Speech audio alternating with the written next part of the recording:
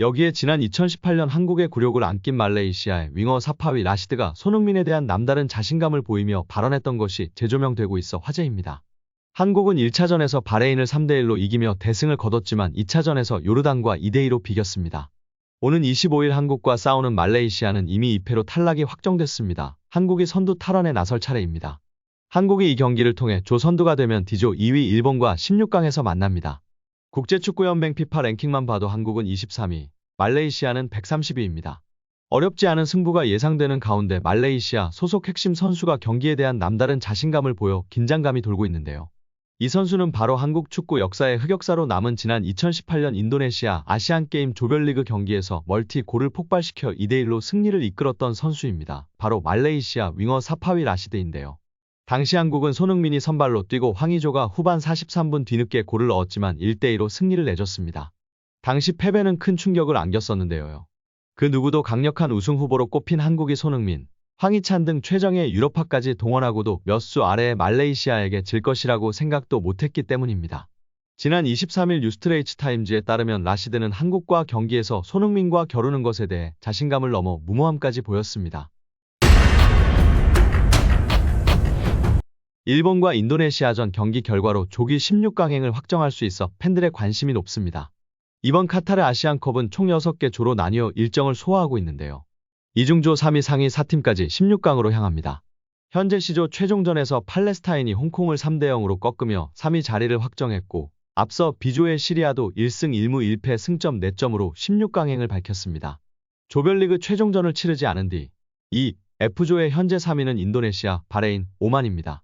이 중 인도네시아는 우승 후보 중 한 팀인 일본과 맞대결을 펼치는데 두 팀 중 패한 팀은 시리아보다 승점이 뒤처집니다.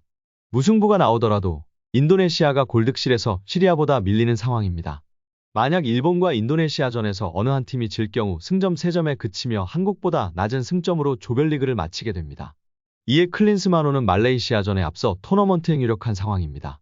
이런 상황 속 한국은 지난 요르단전 졸전 무승부로 다시금 축구통계업체에게 굴욕을 당하고 있습니다. 축구통계업체 옵타는 아시안컵 참가 팀의 조별리그 통과, 토너먼트 진출, 우승 등 확률을 내놓고 있는데요. 확률은 시시각각 팀의 사정에 따라 바뀌고 있습니다. 한국의 경우 최대 관심은 몇 위로 16강에 가느냐인데요. 한국은 조별리그 최종전 결과에 따라 1위 혹은 2위로 노가웃 스테이지에 진출할 전망입니다. 옵타는 한국의 1위 진출 확률을 55.8%로 책정했습니다. 현재 조 선두인 요르단은 38.2%입니다. 여전히 한국의 조 1위 토너먼트 진출이 가장 유력하다는 뜻인데요. 만약 조 1위로 16강에 오르면 일본과 마주할 가능성이 큽니다. D조 1위가 이미 무산된 일본은 2위로 토너먼트에 오를 확률이 무려 90.8%입니다. 일본은 조별리그 최종전에서 약체로 꼽히는 인도네시아를 상대하는 터라 2위를 지킬 가능성이 큰 상황입니다. 16강에서 한일전이 성사될 공산이 크다고 본 탓일까? 옵타는 한국의 8강행 확률을 52.6%로 책정했습니다. 조 1위로 토너먼트행을 확정한 팀들, 우승 후보로 꼽히는 팀들과 비교했을 때 현저히 낮은 수치로 통계적으로도 굴욕을 맛보고 있습니다. 다만 클린스만호의 결승 진출 확률은 6번째 19.2%이며 우승 확률은 5번째 11.5%인 상황입니다. 여기에 지난 2018년 한국의 굴욕을 안긴 말레이시아의 윙어 사파위 라시드가 손흥민에 대한 남다른 자신감을 보이며 발언했던 것이 재조명되고 있어 화제입니다. 한국은 1차전에서 바레인을 3대1로 이기며 대승을 거뒀지만 2차전에서 요르단과 2대2로 비겼습니다. 오는 25일 한국과 싸우는 말레이시아는 이미 2패로 탈락이 확정됐습니다. 한국이 선두 탈환에 나설 차례입니다. 한국이 이 경기를 통해 조 선두가 되면 D조 2위 일본과 16강에서 만납니다. 국제축구연맹 피파 랭킹만 봐도 한국은 23위, 말레이시아는 130위입니다. 어렵지 않은 승부가 예상되는 가운데 말레이시아 소속 핵심 선수가 경기에 대한 남다른 자신감을 보여 긴장감이 돌고 있는데요. 이 선수는 바로 한국 축구 역사의 흑역사로 남은 지난 2018년 인도네시아 아시안게임 조별리그 경기에서 멀티 골을 폭발시켜 2대1로 승리를 이끌었던 선수입니다. 바로 말레이시아 윙어 사파위 라시드인데요. 당시 한국은 손흥민이 선발로 뛰고 황의조가 후반 43분 뒤늦게 골을 넣었지만 1대2로 승리를 내줬습니다. 당시 패배는 큰 충격을 안겼었는데요. 그 누구도 강력한 우승 후보로 꼽힌 한국이 손흥민, 황희찬 등 최정예 유럽파까지 동원하고도 몇 수 아래의 말레이시아에게 질 것이라고 생각도 못했기 때문입니다. 지난 23일 뉴스트레이츠 타임즈에 따르면 라시드는 한국과 경기에서 손흥민과 겨루는 것에 대해 자신감을 넘어 무모함까지 보였습니다. 라시드는 손흥민이 훌륭한 선수라는 건 모두가 알고 있다. 우리는 그의 경기 방식에 대해 이야기를 나눴다라며 그러나 그도 한낱 사람일 뿐이다. 아무리 손흥민이라도 2에서 3명의 선수가 달라붙는다면 힘들어할 것이라고 자신했습니다. 그는 누구와 상대하느냐는 중요하지 않다.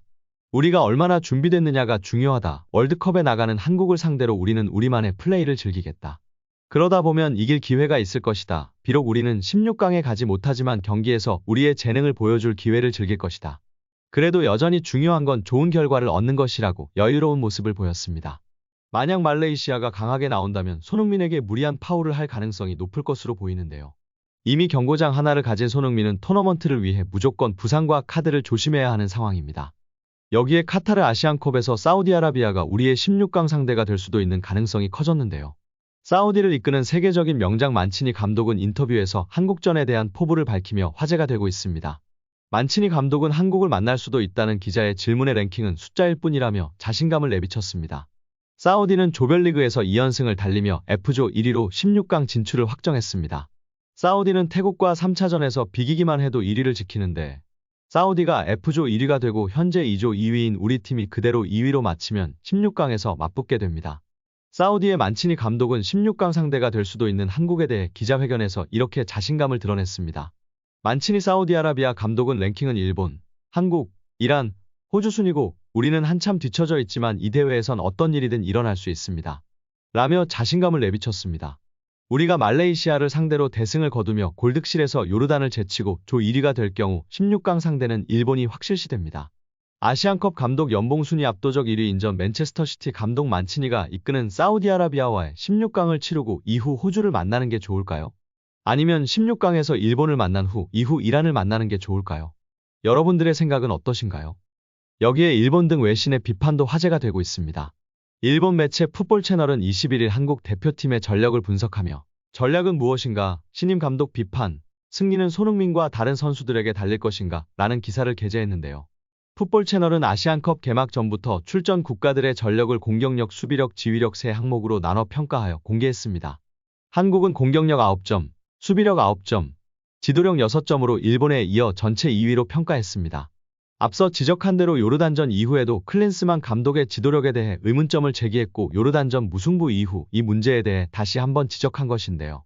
매체는 한국의 2022 카타르 월드컵 16강 진출 사실을 소개하면서도 이 결과를 이끈 파울로 벤투 감독이 대회 직후 사임했다는 점에 주목하며 이어 부임한 클린스만 감독의 행보에 대해 독일 감독은 아시안컵 우승을 원한다고 밝혔지만 부임 후 5경기 연속 승리하지 못했고 한국 언론의 거센 비난을 받았다며 이후 6연승으로 회복세를 보였으나 부정적 여론이 완전 사라진 건 아니다라고 전했습니다.